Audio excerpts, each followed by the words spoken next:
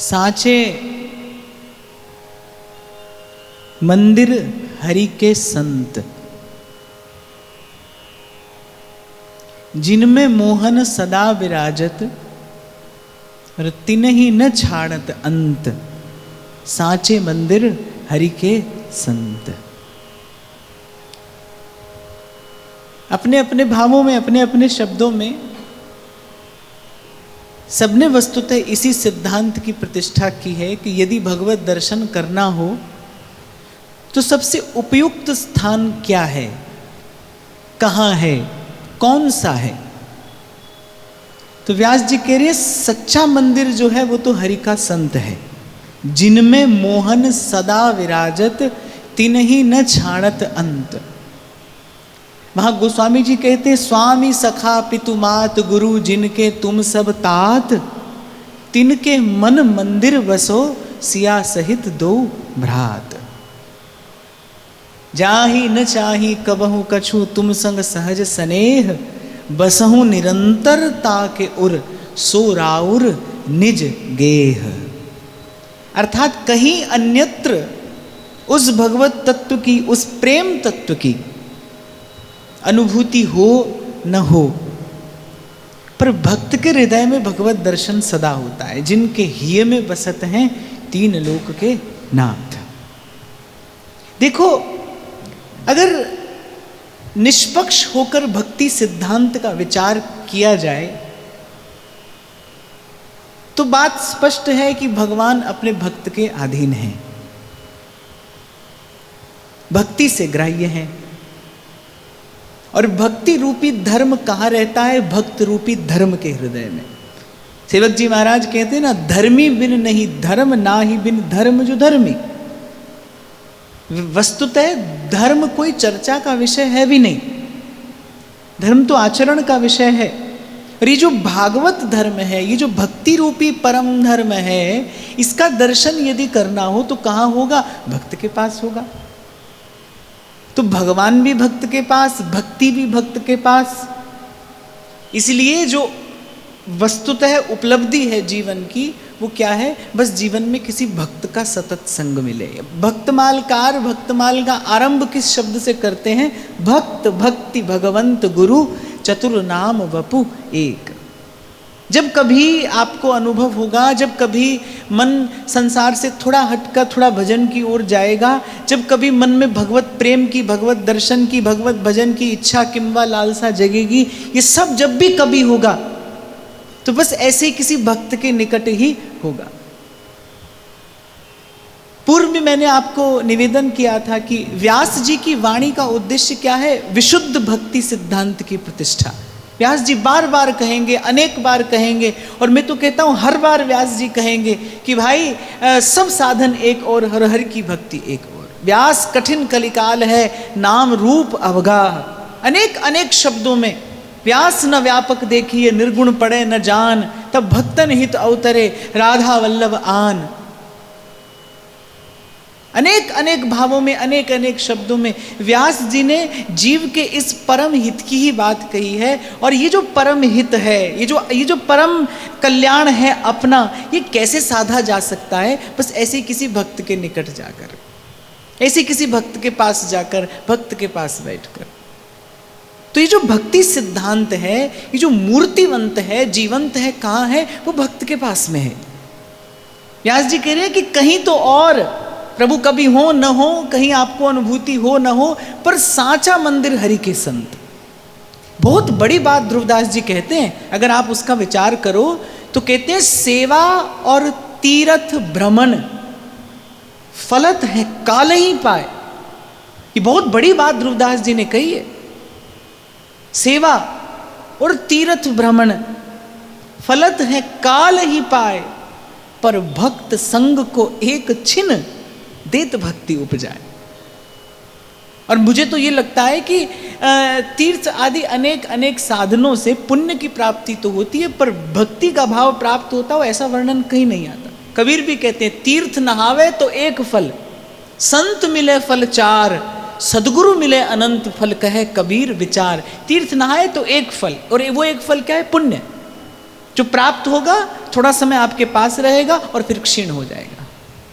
क्षीणे पुण्य मर्त्यलोकम विशंति, पहले प्राप्त होगा, फिर थोड़ा समय आपको सुख देगा और उसके बाद समाप्त हो जाएगा।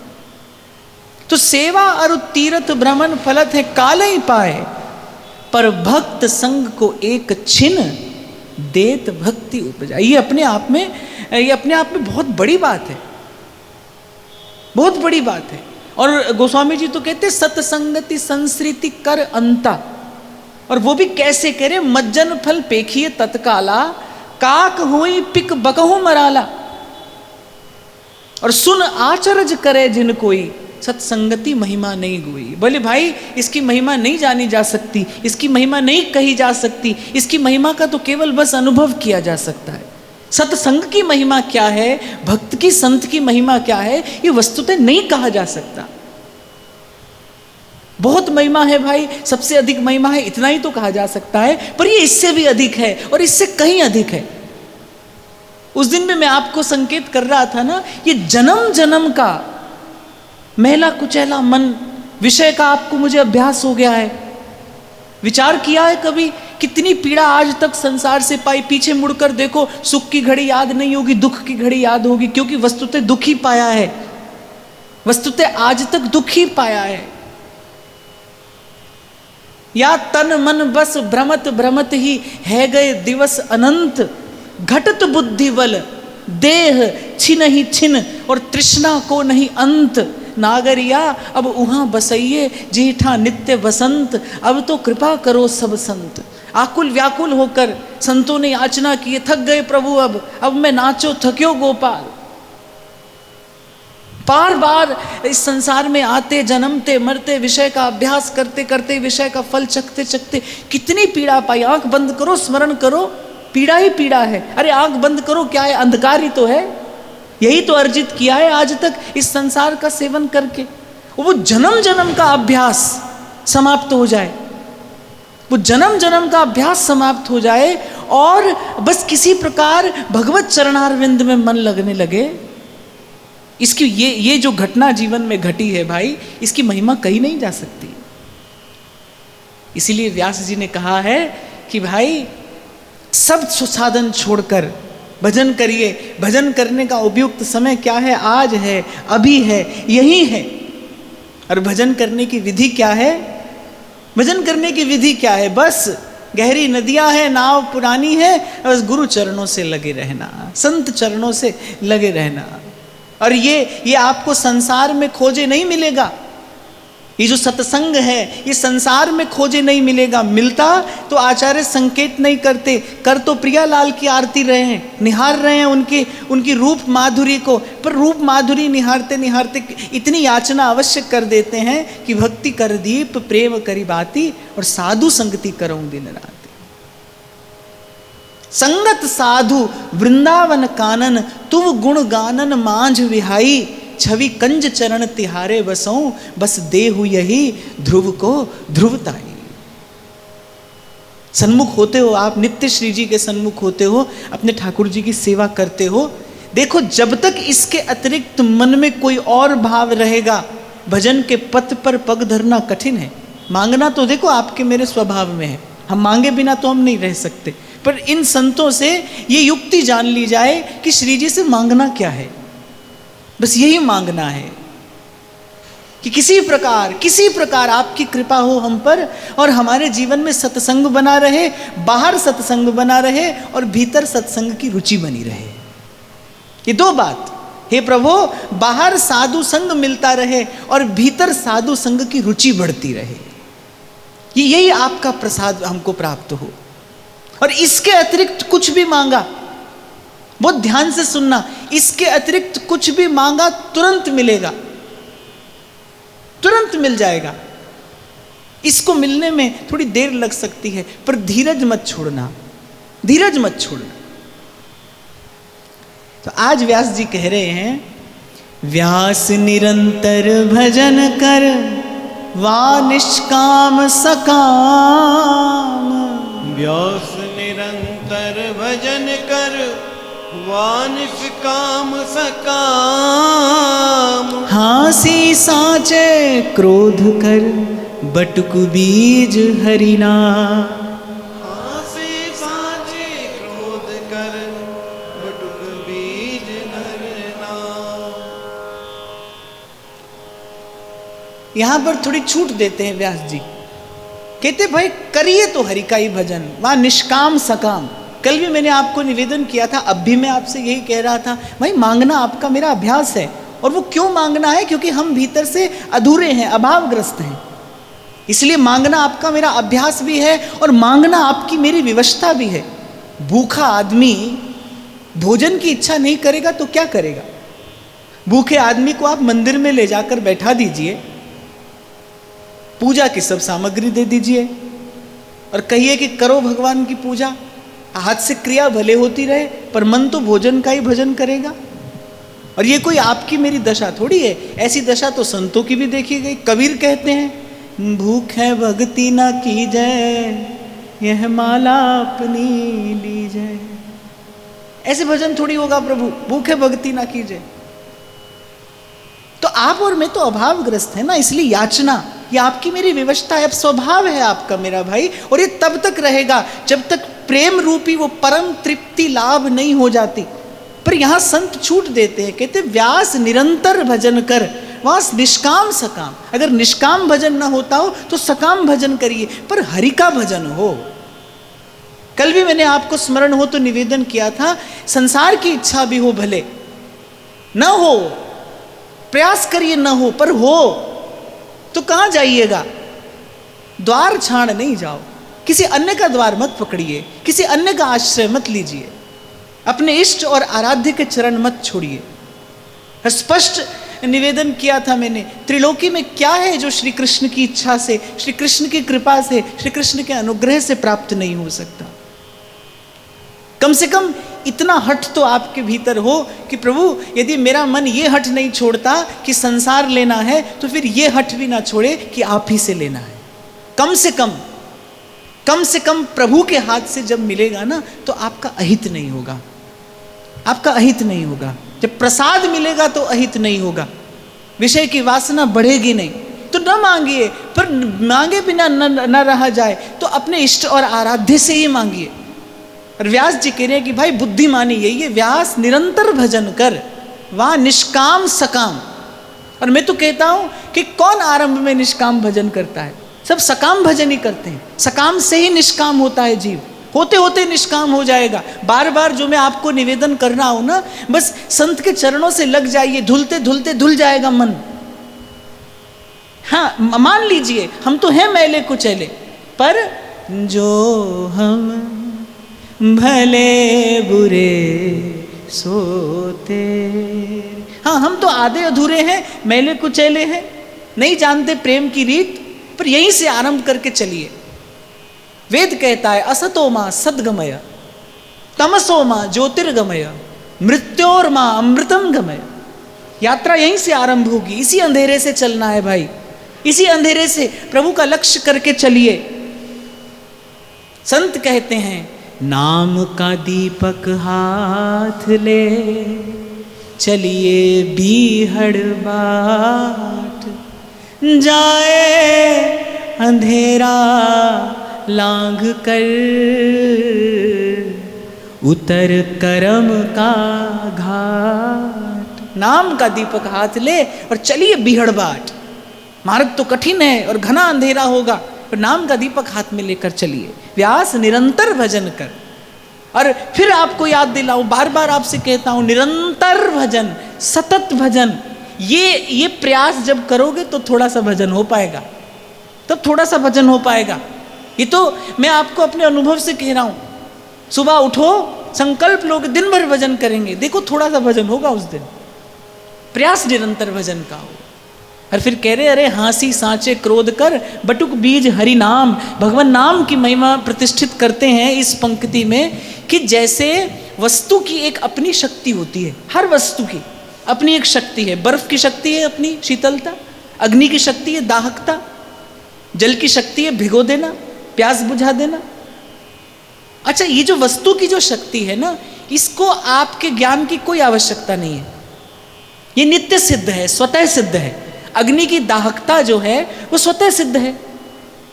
सूर्य का ताप और प्रकाश जो है वो स्वतः सिद्ध है।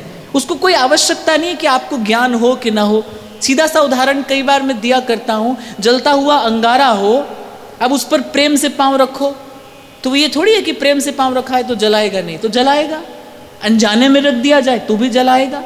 साधारण सी वस्तु भी अपनी शक्ति के अनुरूप अपना प्रभाव उत्पन्न करती है। फिर ये तो हरि का नाम है। नाम जपत मंगल दिसि दसहूं, किसी भी भाव से। अरे भाव की तो छोड़िए, संत तो कुभाव की भी बात करते हैं। बोले भाएं कुभाएं अनख आलस हूं। अनख माने बिना इच्छा से, आलस हूं माने प्रमाद से भी लिया जाए। पर नाम जपत मंगल दिसि दसहूं, हरि नाम से जीव का कल्याण होता है भाई, हरि नाम से कल्याण होता है। तो कह रहे अरे हाँसी सांचे क्रोध में, पर मैं इतना अवश्य साथ में जोड़ दूं। हमारे ध्रुवदास जी कहते हैं अरे कोई ऐसे हंसते खेलते अनजाने में भी नाम ले ले तो प्रभु उत्तम गति प्रदान करते हैं। और कोई प्रेम से, कोई प्रीति से युक्त होकर हरि नाम का आश्रय ले ले तो उसको क्या दे देते होंगे। वो एक उदाहरण संत लोग देते हैं कि गंगा का जो स्नान है एक जेठ के महीने में किया जाता है, एक माघ के महीने में किया जाता है। अब जो जेठ के महीने में गंगा का स्नान किया जाता है ना, उसमें बहुत आनंद आता है। ऐसा मैं देखता हूं कि घंटों लोग पड़े रहते हैं गंगा जी की धारा में, निकलने की भी इच्छा नहीं होती, बाहर निकलने की इच्छा नहीं होती। और माघ के महीने में तो बस जाएंगे, गंगा जल छू कर लौट आएंगे। अच्छा, पुण्य तो दोनों का समान है, पुण्य दोनों का समान है, लेकिन जो आनंद है वो तो जेठ के स्नान में है। ऐसे ही यदि रुचि से, प्रीति से प्रभु नाम लिया जाए, प्रीति से युक्त होकर हरि का भजन किया जाए तो उसका प्रभाव तो जो है सो है। वो तो अनमने मन से लेने से भी वही है, पर वो जो आनंद है, जैसे गंगा जी की धारा में निकलने का मन नहीं करता जेठ के महीने में, ऐसे ही प्रेम से हरि नाम जपो तो भजन छोड़ने की इच्छा नहीं होगी। प्रभाव तो दोनों का है, अनमने मन से करो तो भी आपका कल्याण हो रहा है, चित्त का दर्पण स्वच्छ हो रहा है, लिए चले जाइए। संतों ने कहा है नाम रटत आई सब सोही। हमारे ध्रुवदास जी तो कहते हैं आरंभ भी यहीं से करिए, प्रथम नाम हरिवंश हित रट रसना दिन रैन। बिना उसका मर्म जाने, बिना उसकी महिमा जाने, बस रट रसना दिन रैन। अरे इसका बहुत बड़ा प्रसाद मिलेगा, प्रीति रीति तब पाइए और वृंदावन ऐन। तो व्यास जी कह रहे हैं कि ये जो हरि का नाम है ये समस्त ऐश्वर्य और माधुर्य का बीज है। जय जय श्री हरिवंश हित पुनि पुनि रटरी जीव, मंगल अंतर बाहरो और रीझें प्यारी पीव। आगे कहते हैं व्यास नाम सम नाम है, नाम समान न कोई। व्यास नाम सम नाम है, नाम समान न कोई। नामी ते प्रगट्यो विदित तदपि गर्वो होई। नामी ते प्रगट्यो विदित तदपि गर्वो होई। यहाँ कहते व्यास नाम सम नाम है, नाम समान न कोई। कम से कम मैं ये कहूँगा कि भक्ति मार्ग के तो सब संतों ने, सब भक्तों ने, सब आचार्यों ने एक स्वर से यही कहा है। तुलसी बाबा तो कहते कहूँ कहाँ लग नाम बढ़ाई, राम न सकई नाम गुण गाई। संत लोग गाया करते हैं जिस सागर को बिना सेतु के लांग सके ना राम। प्रभु को भी सेतु बंधन करना पड़ा और लांग गए हनुमान उसी को लेके राम का नाम। सारे संसार में डिम डिम घोष होता है, बोले राम से बड़ा कौन है, राम का नाम बड़ा, राम से बड़ा राम का नाम। एक कथा मैं आपको कई बार सुनाता हूँ, रसिक पद रेणु जी महाराज सुनाया करते थे कि ले लिया एक आदमी ने अनमने मन से नाम। उसका बड़ा भाई था, उसको बड़ी चिंता रहती थी, कुमार्गामी हो गया था। वो सोचता था कि इसका पतन हो जाएगा, ये दुर्लभ मानुष देह पाकर और जीवन खो रहा है। संत घर पर आए, संत घर पर आ गए। संत ने पूछा कोई कष्ट है? बोले महाराज एक ही कष्ट है, बाकी भगवान की बड़ी कृपा है, ये मेरा अनुज जो है ये कुमार्गामी हो गया है, इस पर कृपा करिए। अब संत ने कहा सन्मुख लाओ। वो तो सन्मुख आने कोई प्रस्तुत नहीं है, संत के सन्मुख ही नहीं आना चाहता। तुलसी पिछले पाप ते हरि चर्चा न सुहाए। कौन विमुख करता है सत्संग से, कौन दूर रखता है संत चरणों से? पिछले पाप ते हरि चर्चा न सुहाए। पूर्व का पाप है ना, वही मन में विक्षेप उत्पन्न करता है, नहीं आना चाहता संत के सन्मुख। पर संत भी बड़े उदार थे, बड़े दयालु थे। बोले अब आए हैं तो भाई इस जीव का कल्याण करके ही जाएंगे। संतों को भेजा, वेश्या के घर पड़ा था, किसी प्रकार से उठाकर उसको ले आए। संत ने कहा राम बोलो, बोले नहीं हम नहीं बोलेंगे। अरे एक बार तो बोलो, नहीं हम नहीं बोलेंगे। अरे एक बार तो बोलो, अरे आपसे कहा ना हमसे नहीं बोला जाता, जिह्वा पर नहीं आता हरि का नाम, नहीं बोला जाता हमसे। संत के कुछ शिष्य थे साथ में, बोले इसे उठाकर ले जाओ और समुद्र में ले जाकर डाल दो। ऐसा व्यक्ति वैसे भी मृतक समान ही है, जो न भजे हरि नाम को जानिए मरे समान, ही तो मृतक के समान है। ले जाओ इसे समुद्र में डाल दो। अब वो बड़ा खींचा, अरे ये क्या हट है, हमने कहा तो हमसे नहीं लिया जाता है, राम फाम हम नहीं कह सकते। संत ने कहा बस सब छोड़ो, हो गया, बस ये इतना ही चाहते थे। अब जब शरीर छूटा, ले गए यमदूत। यमराज ने पूछा चित्रगुप्त से, हाँ क्या हिसाब किताब है? बोले सब किताब काली है, एक बार अनमने मन से राम का नाम लिया है। अब यमराज ने भी बिना विचारे कह दिया ठीक है, पहले इसी का हिसाब कर दें, नरक में तो पड़े ही रहना है, पहले इसी का हिसाब कर दें। बोले भैया ठीक है, बताओ क्या चाहिए इसके बदले। अब उसने कहा देखो हमको तो इन सब बातों का कोई अनुभव है नहीं, आपको राम नाम के बदले में जो ठीक लगे सो दे दो। यमराज ने चित्रगुप्त से कहा ठीक है भाई, राम नाम के बदले जो दिया जा सकता है दे दो। चित्रगुप्त ने देखा, बोले राम नाम के बदले क्या होता है? अब गद्दी पे बैठकर यमराज ने दंड हाथ में लेकर कहा कि जो दिया जाना चाहिए दे दो। अब सब एक दूसरे की ओर झांकने लगे। अब कोई निर्णय नहीं निकला। यमराज ब्रह्मा जी के पास गए, बोले प्रभु ऐसा ऐसा हमारे मुख से निकल गया कि राम नाम के बदले क्या दिया जा सकता है। ब्रह्मा जी ने कहा तुम्हारी बुद्धि फिर गई है क्या? राम नाम के बदले भी कुछ दिया जा सकता है, हरिनाम की समता कौन कर सकता है? बोले हमारे पास कोई निर्णय नहीं है इसका। तो बोले प्रभु अब मैं शरण में आया हूं, कोई मार्ग तो दिखाइए। तो ब्रह्मा जी ने कहा ठीक है, राम नाम की महिमा तो सदाशिव जानते हैं, उनके जैसा नाम का जापक और कौन है, उनके जैसा भजनानंदी और कौन है, उनके पास चलो। अब महादेव के सन्मुख गए तो ब्रह्मा जी थोड़ा बता रहे थे कि ये जो हैं इन्होंने एक बार राम नाम लिया है। अरे महादेव ने तो उसके बाद कुछ सुना ही नहीं। अरे माला लाओ, ये देखो भक्त जी आए हैं, राम नाम लेकर आए हैं। भक्त जी के गले में माला डाली। अब जब पूरी कथा सुनी तो महादेव ने कहा भाई ये तो बहुत बड़ी दुविधा है, इस प्रश्न का हमारे पास कोई उत्तर नहीं है। बहुत विचार करने के बाद भी राम के नाम की समता करने वाला तो हमें कुछ भी दिखाई नहीं पड़ता। प्रभु के नाम की तुलना किससे की जाती है? तो महादेव ने कहा एक विचार हमारे पास में है, जिनका नाम लिया गया है उन्हीं से निर्णय कराना चाहिए। अब बैकुंठ धाम को चलो। अब उस व्यक्ति ने कहा ये एक बार राम नाम लेकर हम तो क्या चक्कर में पड़ गए।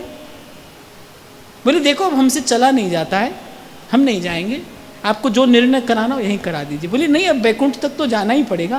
बोले नहीं हम जा नहीं सकते। अब ब्रह्मा जी ने टेढ़ी आंख करके देखा यमराज की ओर कि तुम्हारे ही कारण ये सब हुआ है। बोले अब बुलाओ कोई पालकी। अब पालकी आई तो ब्रह्मा जी ने कहा तू ही उठा।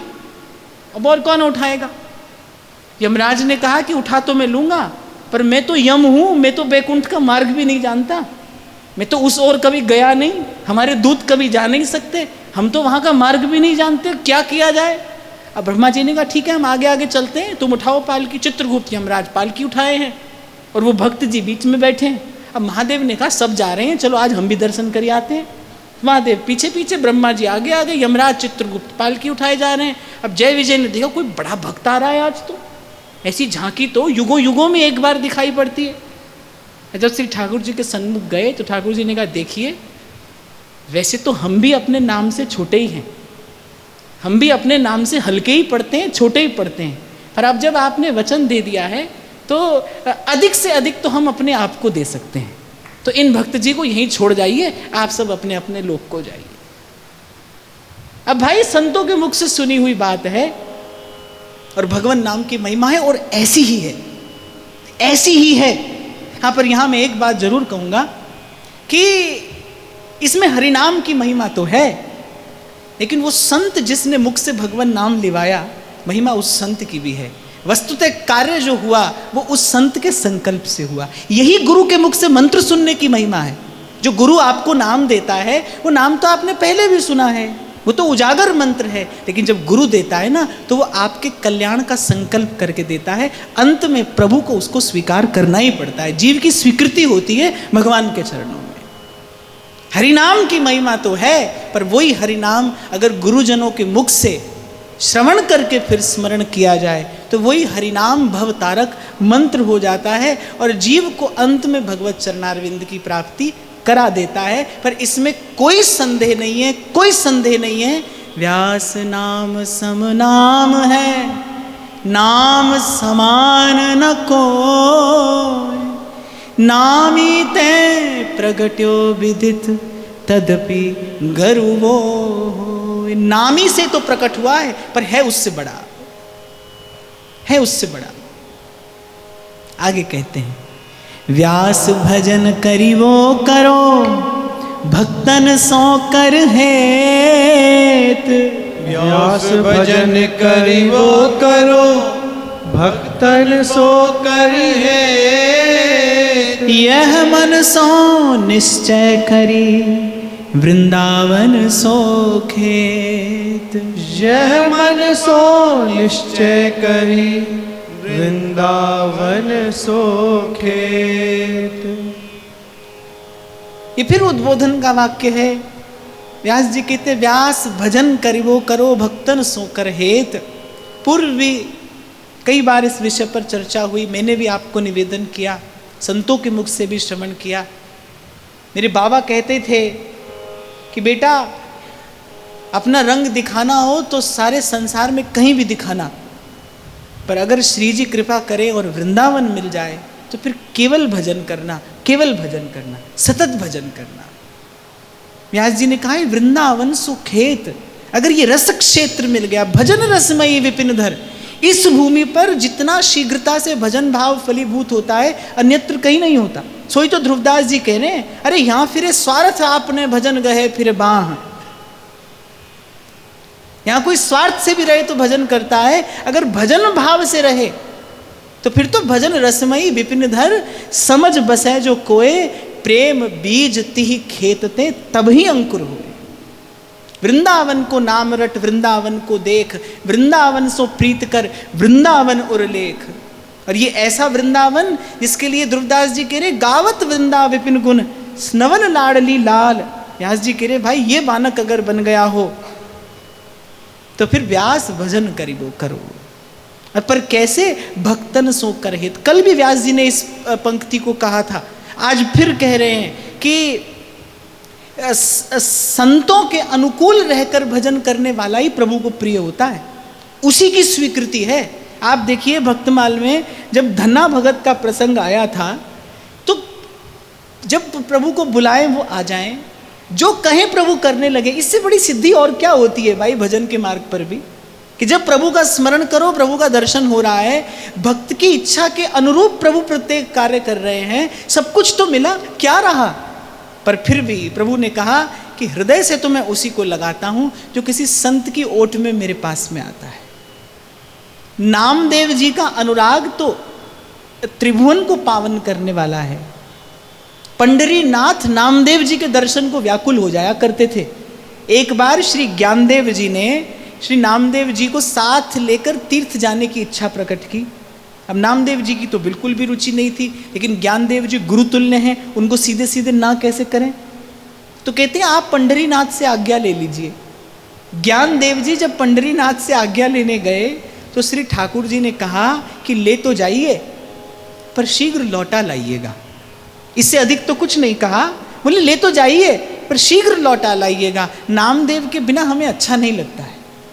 कुंभनदास जी जब श्री गोसाई जी की आज्ञा से गए यात्रा पर तो अभी तो ब्रज की सीमा से भी बाहर नहीं हुए थे और श्रीनाथ जी के मंदिर की ओर मुख करके और फूट फूट कर रोते हैं। सुबह से केवल सांझ हुई है और गाते क्या हैं, केतिक दिन जो गए बिन देखे, गोसाई जी ने जब उनकी वो भाव विवलता देखी, व्याकुलता देखी, तो कहा केवल आप ही व्याकुल नहीं हैं, श्रीनाथ जी भी आपके लिए व्याकुल हो रहे हैं, जाइए उनका दर्शन करिए, उनको सुख दीजिए। श्री गोसाई जी ने श्री कुंभन दास जी से कहा, अरे जाइए उनका दर्शन करिए और उनको सुख दीजिए। ऐसे नामदेव जी जिनका दर्शन करके प्रभु को सुख होता है। पर एक बार मुक्ताबाई के मुख से प्रभु ने कहला दिया कि अभी घड़ा कच्चा है, पक्का कैसे होगा, जाओ गुरु की शरणागति ग्रहण करो। कहने का तात्पर्य यहाँ पर यह है, भाई यदि सर पर गुरुजनों का हाथ ना हो, जीवन में आचार्यों का अनुशासन ना हो, तो भूलना भटकना ये आपके मेरे स्वभाव में है, कोई बड़ी बात नहीं है। गुरुजनों के पास रहकर भी भूल हो जाती है, गुरुजनों के पीछे चलते चलते भी व्यक्ति भूल जाता है। तो गुरुजनों के बिना रहने वाला ठिकाने पहुंचे, ऐसा देखने में कभी आया नहीं। इसीलिए गोस्वामी जी तो डंके की चोट पर कहते हैं, गुरु बिन भवनिधि तरहि न कोई, जो बिरंचि शंकर सम होई। तो भक्तों के, संतों के, गुरुजनों के अनुकूल रहकर भजन करिए, भक्तों से हित करते करते। कल भी मैंने कहा था, भगवत रसिक देव कहते हैं, हरि को भजन और साधु की सेवा, सर्वभूत पे दाया। भजन प्रभु का करिए पर सेवा साधु की करिए, सेवा गुरुजनों की करिए, सेवा संतों की हो, सेवा भक्तों की हो, साधु की सेवा। और फिर कहते हैं, यह मन सो निश्चय करी वृंदावन सो खेत। अरे मन, तुझे वृंदावन मिला है, अब भजन के अतिरिक्त कुछ और नहीं करना। ये वस्तुतः आपके मेरे जीवन का अभाव है कि हम अपने पूर्व का जीवन देख नहीं पाते, अनुभव नहीं कर पाते। लेकिन जब संत भजन करता है, उसका अंतःकरण शुद्ध होता है, उसकी चेतना का उत्थान होता है, उसको भूत भविष्य वर्तमान देखने की शक्ति प्रकृति प्रदान करती है। और जब वो अपना पूर्व का जन्म, अपनी पूर्व की यात्रा देखता है, तभी तो कहता है, बहुत जन्म बिछड़े थे माधो, ये जन्म तुम्हारे लेखे। तभी तो कहता है, बहुत जन्म हम जन्म बिगारे, अब हूँ बिगर परेगी, हमारी हरी तुम ही सो सुधरेगी, तुम ही सो सुधरे। वृंदावन मिला है। बार बार मैं आपको निवेदन करता हूँ, आप और मैं तो श्री जी के घर में रहते हैं। ये प्रिया प्रीतम का अपना घर है, उनका निज गेह है।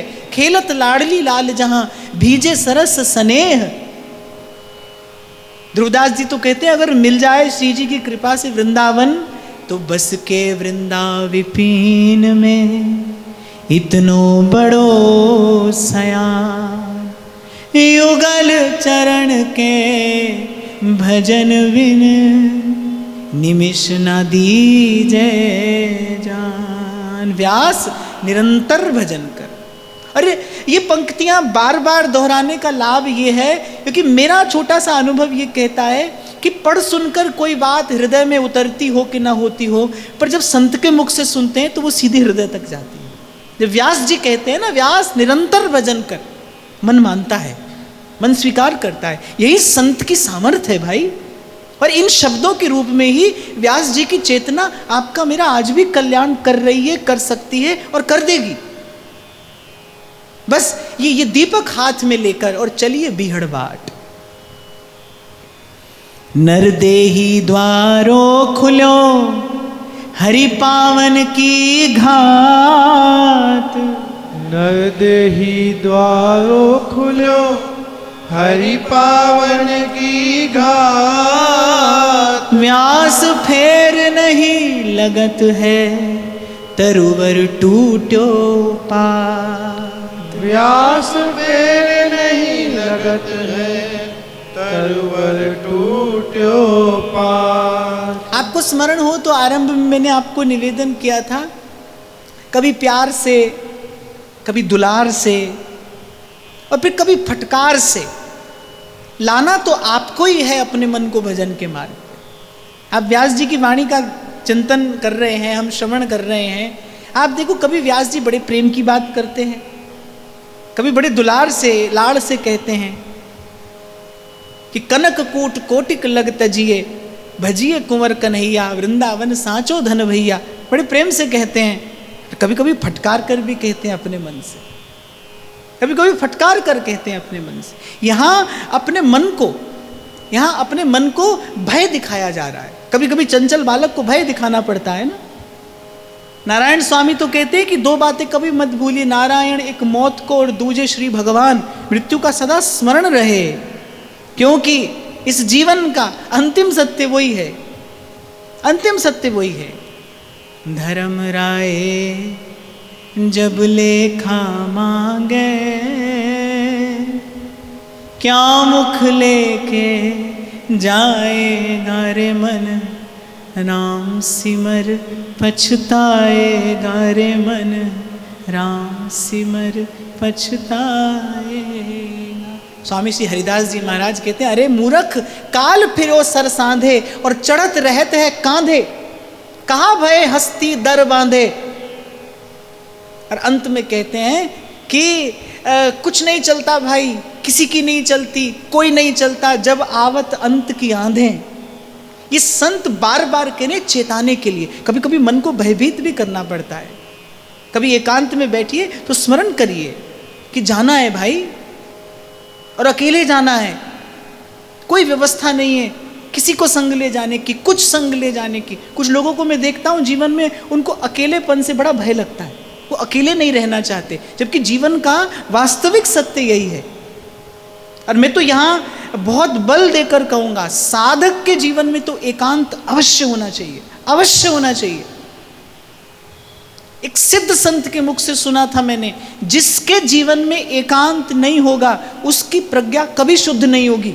और अगर आपकी प्रज्ञा शुद्ध नहीं हुई तो सत्य और असत का विवेक नहीं होगा, जानते समझते भी भूल पे भूल होती चली जाएगी।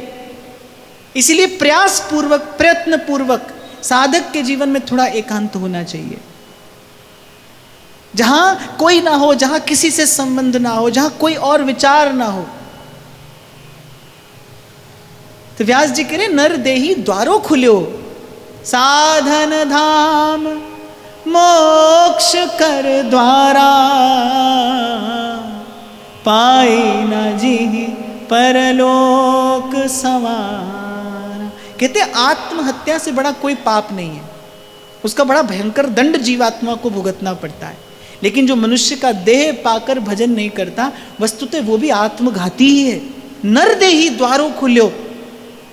संत आपको बार बार विचार करने के लिए कहते हैं। एक बार सोचिए, नहीं आप करोगे ये विचार, कौन करेगा? पशु पंछी तो कर नहीं सकते, पेड़ पौधे कर नहीं सकते, कौन करेगा? मनुष्य ही तो है जो विचार करेगा। मनुष्य ईश्वर की सर्वश्रेष्ठ कृति, सर्वश्रेष्ठ रचना, और इसकी सर्वश्रेष्ठता क्या है कि ये अपने कल्याण का विचार कर सकता है। देवता नहीं कर सकते भाई। वहां पहुंच जाने के बाद तो फिर केवल पुण्य का भोग है। क्षीणे पुण्य मर्त्यलोकम विशंति, गीता में भगवान कहते हैं। जीव पहुंच जाता है पुण्य से, स्वर्ग आदि सुखों को प्राप्त करता है, पर है काल के ही गाल में। हित हरिवंश प्रपंच बंच सब काल व्याल को खायो, है काल के ही गाल में। पुण्य क्षीण होगा, धकेल दिया जाएगा स्वर्ग से, फिर दोनों दुख यहां हुई, फिर और अधिक दुख पाएगा, अनेक अनेक दुख पाएगा। ये जो बार बार करबद्ध होकर अधिकार से, कभी प्यार से, कभी डांट कर संत आपको कहते हैं, ये आपके मेरे परम हित की बात है भाई, और केवल इसी में हित है। नर देही द्वारो खुलो, कह रहे हैं हरि पावन की घात। एक यही तो अवसर है जो प्रभु को पाया जा सकता है, जब मिला जा सकता है प्रभु से। और कबीर तो एक और बात कहते हैं, कबीरा जीते भेंटिए मुए मिले न राम। और कह रहे पाइए भी कैसे? इसी जीवन में जीते भेंटिए। मुए मिले न राम, लोहा माटी मिल गया, फिर पारस का क्या काम। फिर शरीर का क्या करोगे? क्या करोगे आंख का अगर हरि दर्शन ही नहीं हुआ? क्या करोगे हाथ का अगर प्रभु की और प्रभु के प्यारे संतों की सेवा ही नहीं हुई? व्यास जी ने तो एक स्थान पर कहा, परम पद कहत कौन सो लोग, तहां कोई आयो ना गयो। बोले वहां की बात छोड़िए, यहीं इसी जन्म में, इसी जीवन में इन्हीं नैनन सब सुख देखे। और महाप्रभु कह रहे हैं सुधा निधि में, यद वृंदावन मात्र गोचरम हो, यहाँ दृष्टव्य है। वो जिसकी हम बात कर रहे हैं वो यहाँ वृंदावन में दृष्टव्य है, दृष्टि गोचर होता है, दृष्टि का विषय बन सकता है।